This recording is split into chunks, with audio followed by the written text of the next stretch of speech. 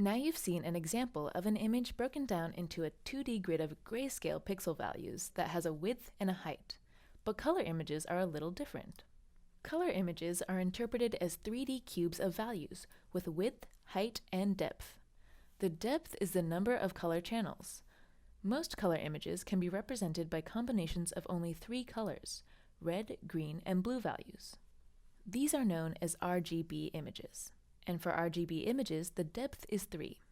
It's helpful to think of the depth as 3 stacked 2D color layers. One layer is red, one green, and one blue. And when stacked together, they create a complete color image. Now, color images contain more information than grayscale images, and they can add unnecessary complexity and take up more space in memory.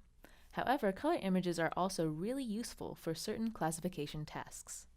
For example, say you want to classify lane lines in this image of a road. One of these lines is yellow and one is white, but which is which?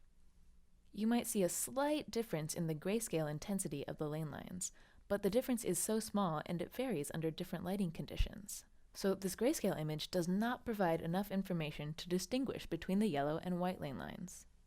Let's see the color image for comparison. Here we can clearly see the difference between the white and yellow lane lines. And so we can tell a machine to recognize this difference too. So because this identification task is dependent on color, it's important that we work with color images. In general, when you think of a computer vision application, like identifying lane lines or cars or people, you can decide whether color information and color images are useful by thinking about your own vision. If the identification problem is easier in color for us humans, it's likely easier for an algorithm to see color images too.